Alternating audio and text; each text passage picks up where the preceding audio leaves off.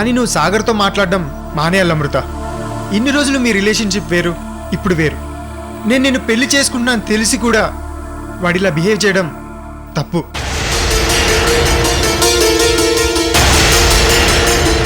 వాడిని నువ్వే హద్దుల్లో పెట్టకుండా ఎంకరేజ్ చేయడం నాకు ఇష్టం లేదు అమృత. ఒకవేళ ఇప్పటికీ నీ మనసులో సాగర్ మీద మంచి అభిప్రాయం ఉండి నాకంటే వాడి ప్రేమ స్వచ్ఛమైందని నువ్వు భావిస్తే సాగర్కి నీకు దగ్గరుండి వికాస్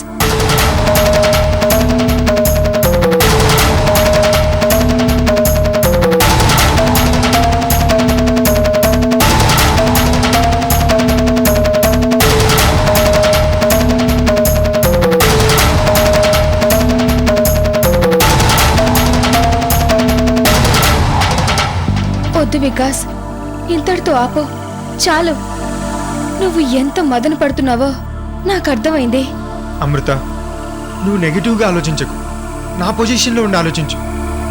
ఇలా చెప్పాల్సిన పరిస్థితి వస్తుందని నేను కూడా అనుకోలేదు.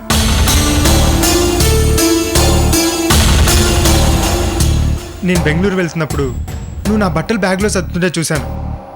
ఏదో తెలియని ఫీలింగ్.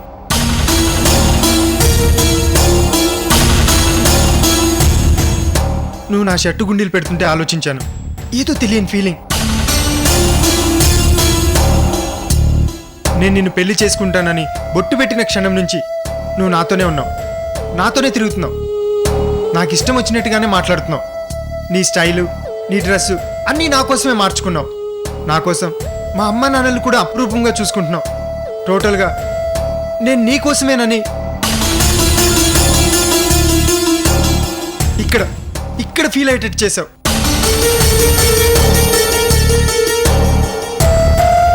నీ పట్ల నాలో తెలియని పొసెసివ్నెస్ నాకు తెలియకుండానే నా మనసులో పెరిగిపోయింది అమృత. ఎందుకంటే నువ్వు నా పట్ల చూపించే ప్రేమ, ఆప్యాయత, అనురాగం నువ్వు నా సొంతం, నాకు మాత్రమే సొంతమని ఇక్కడ ఫీల్ అవుతున్నాను అమృత.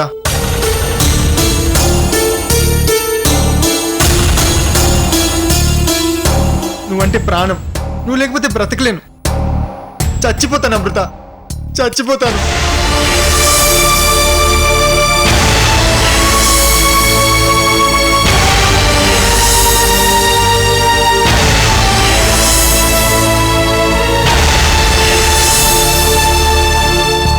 నీ కంటి చూపు, నీ చేతి స్పర్శ, నీ పలకరింపు, నీ మాట, everything I love them so much.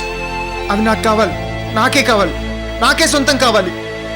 Vikas, really Amrita, I love you so much Amrita. I love you so much.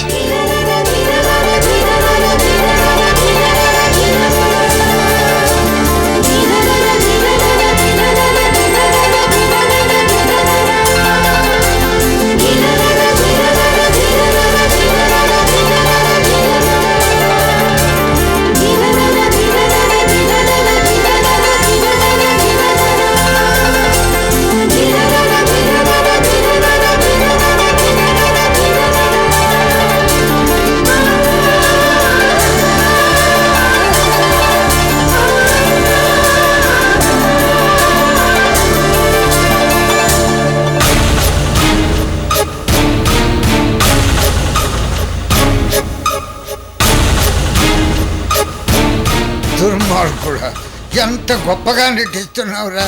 రే ఆ దేవుడు ఒక్క 5 నిమిషాలు నా కాళ్ళకి చేతులకి శక్తినిస్తే నిన్ను చంపి నీ పేగులు బయటికి లాగి నా కడుపు నిండా నీ రక్తం తాగాలన్నంత కసిగా ఉందిరా, కసిగా ఉంది.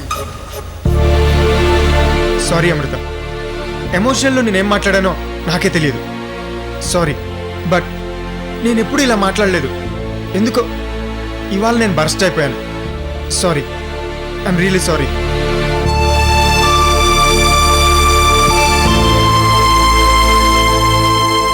వికాస్ నన్ను మనస్ఫూర్తిగా ప్రేమిస్తున్నాడు. అందుకే సాగర్ నా పట్ల చూపిస్తున్న అభిమానం వికాస్ని బాధ పెడుతుంది. ఇంకిలా జరగడానికి వీల్లేదు. ఈ సమస్యని ఈరోజు సాల్వ్ చేయాలి.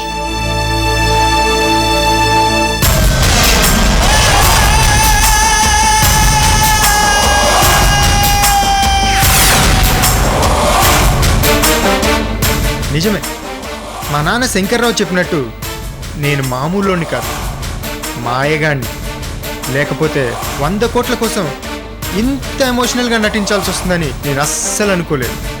ఇప్పుడు ఇక్కడ అనుమానం అని బాంబు పెట్టాను. అది ఇప్పుడు వెళ్ళి సాగర్ రూమ్లో పేలుతుంది.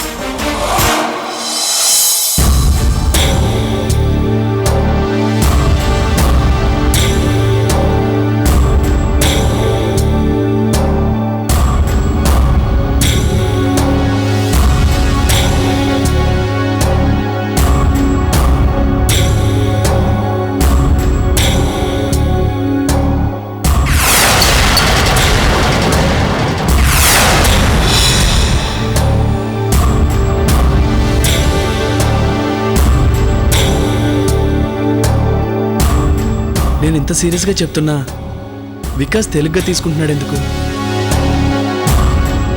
అవతార్ అమృత ఫోటో పట్టుకొని తిరగడం ఏంటి? అతని దగ్గరికి అమృత ఫోటో ఎలా వచ్చింది?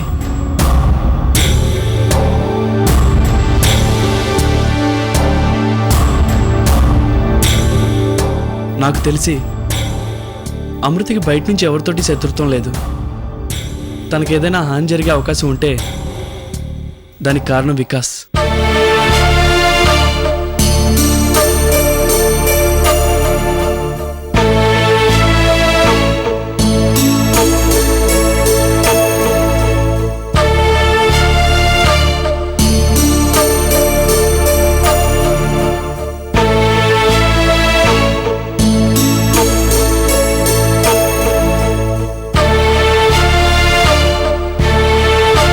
అమృత, నువ్వేంటి ఇలా వచ్చావు? ఫోన్ చేస్తే నేనే వచ్చావునిగా. ఏంటి అమృత, ఏమైంది? ఎందుకలా ఉన్నావు? సాగర్, వికాస్ చాలా ఫీల్ అయ్యాడు. నీ మీద కోపంగా ఉన్నాడు. నిన్నెవరో చంపడానికి ప్లాన్ చేస్తున్నారంటే ఎవరో ఏంటని సీరియస్గా ఆలోచించాల్సింది పోయి నా మీద ఎందుకు కోపడుతున్నాడో నాకు అర్థం కావట్లేదు అమృత.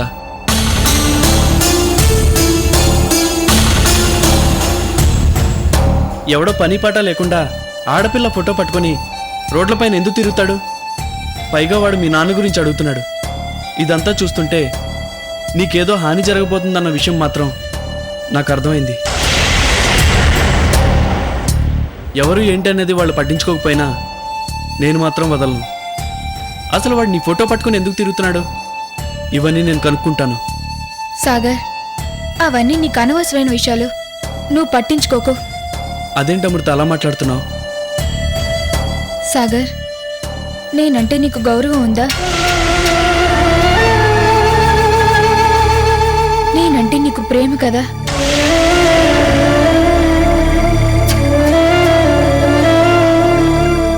నేను చెప్పినట్లు వింటావు కదూ?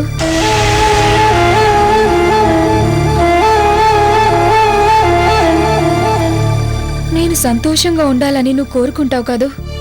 ఏంటమృత, ఇవన్నీ ఇవాళ కొత్తగా అడుగుతున్నావు? నువ్వు సంతోషంగా ఉండాలని మనస్ఫూర్తిగా కోరుకునే వాళ్ళలో నేను ఫస్ట్ పర్సన్ని. ఇప్పుడు నీలాగే నన్ను సంతోషంగా చూసుకోవడానికి ఫ్రెండ్లా వికాస్ ఉన్నాడు. సాగర్, నువ్వు నా గురించి పట్టించుకోవడం మాని. నేనంటే వికాస్కి గౌరవం.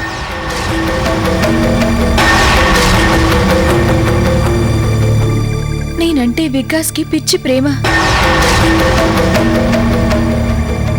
నేను సంతోషంగా ఉండాలని ప్రతి క్షణం మనస్ఫూర్తిగా కోరుకునే వాళ్ళలో ఫస్ట్ పర్సన్ వికాసే సాగర్.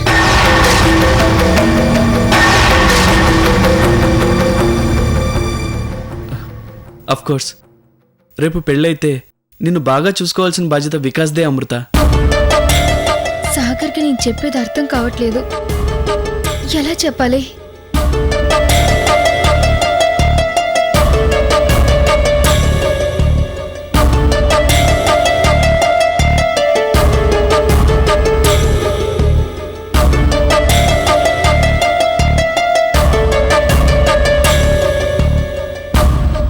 అసలు ఏం జరిగింది? నేను వెళ్ళాక వికాస్ నీ మీద ఏమైనా సీరియస్ అయ్యాడా? నిన్ను చూస్తుంటే నాకేదో అనుమానంగా ఉంది. సాగర్, నీకెలా చెప్పాలో నాకు అర్థం కావట్లేదు. ఏంటమృత, నా దగ్గర కూడా మొహమాట పడుతున్నావేంటి? అది సాగర్, నువ్వు అవుట్ హౌస్కి రావడం వికాస్కి ఇష్టం లేదు. ఎందుకు? నువ్వు నాతో మాట్లాడుతుంటే వికాస్ ఫీల్ అవుతున్నాడు. ఏంటి? అంటే తను మన స్నేహం గురించి అనుమానపడుతున్నాడు. అనుమానం అంటే నువ్వు నెగిటివ్గా ఆలోచించుకో. వికాస్కి ఆ ఉద్దేశం లేదు. మన ఇద్దరి మధ్య ఉన్న పవిత్రమైన స్నేహాన్ని వికాస్ అర్థం చేసుకోలేకపోయాడేమో అనిపిస్తుంది.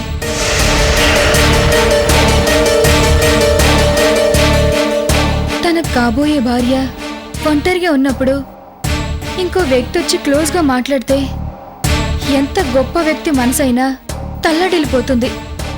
అది సహజం కదా సాగర్.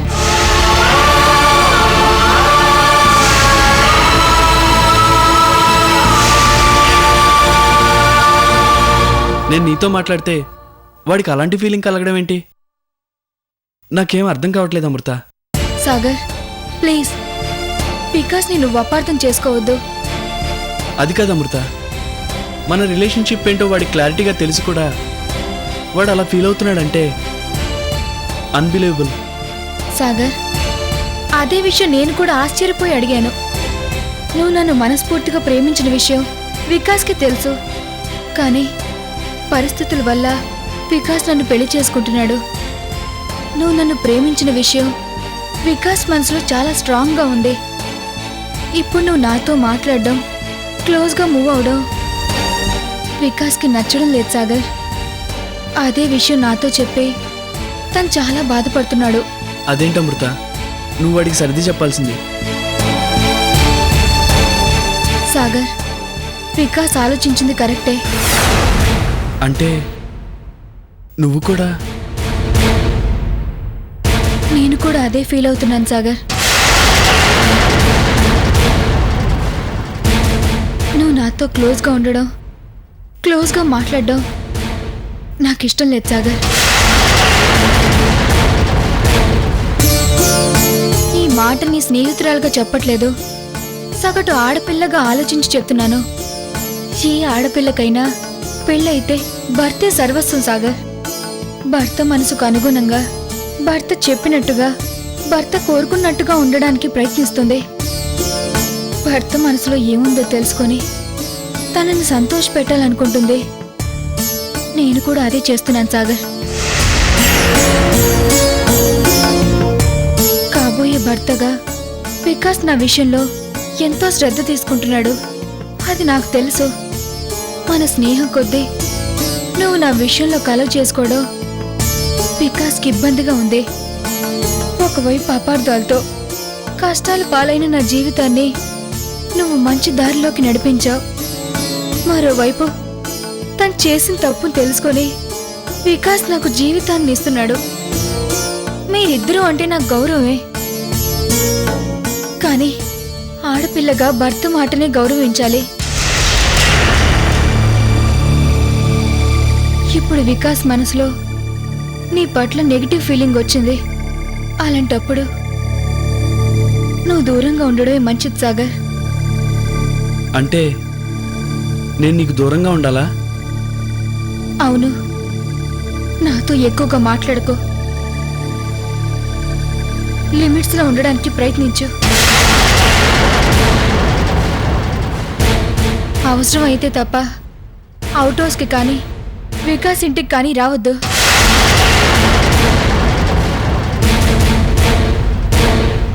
ఒకవేళ వచ్చినా వికాస్తో మాట్లాడి వెళ్ళిపో.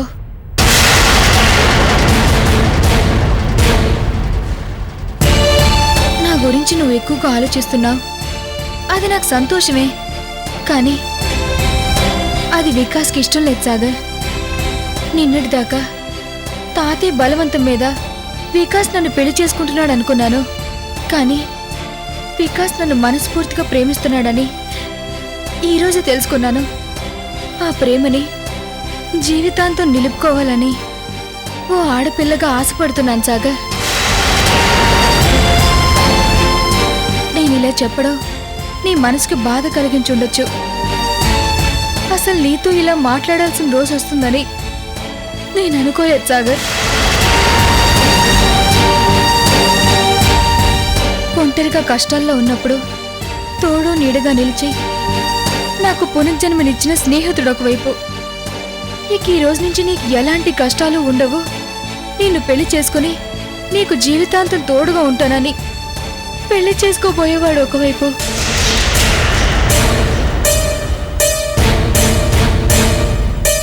ఇప్పుడు ఇద్దరిలో ఎవరో ఒకరిని వదులుకోవాలి.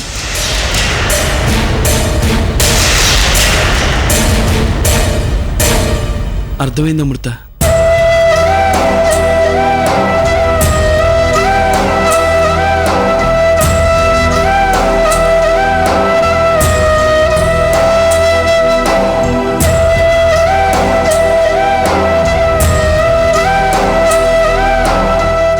సాగర్, స్నేహితుడుగా నా మనసులో నీకెప్పటికీ స్థానం ఉంటుంది. దాన్నెవరూ చెరపలేరు. కానీ నా నుంచి నువ్వు దూరంగా ఉండమని చెప్పాల్సి రావడం నా దురదృష్టం. వికాస్ ఇష్టపడుతున్నాడని, వికాస్ ప్రేమిస్తున్నాడని తెలియగానే నీతో అవసరం తీరిపోయిందని నేను ఇలా మాట్లాడుతున్నానని మాత్రం నీ మనసులో దయచేసి అనుకోవద్దు సాగర్. ప్లీజ్ సాగర్.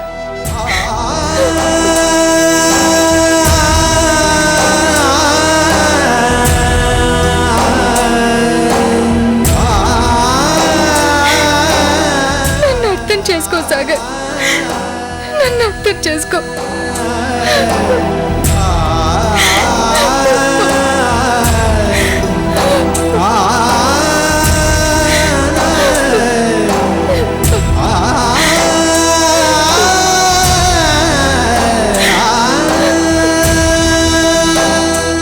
సాగర్, నా మంచి కోరే వ్యక్తిగా నా విషయంలో ఏం జరుగుతుందోనని భయంతో నువ్వు అవుట్ హౌస్కి వచ్చావు. అది వికాస్కి నచ్చలేదు. అలానే వికాస్కి నీ మీద తప్పుడు అభిప్రాయం ఏం లేదు. ఇక మీద నాకేం జరిగినా నువ్వు భయపడాల్సిన అవసరం లేదు. నా విషయంలో నువ్వు నా గురించి ఆలోచించడం కానీ మాటి మాటికి ఇంటికి రావడం కానీ చేసి వికాస్ని మరింత బాధ పెట్టద్దు. వస్తాను సాగర్.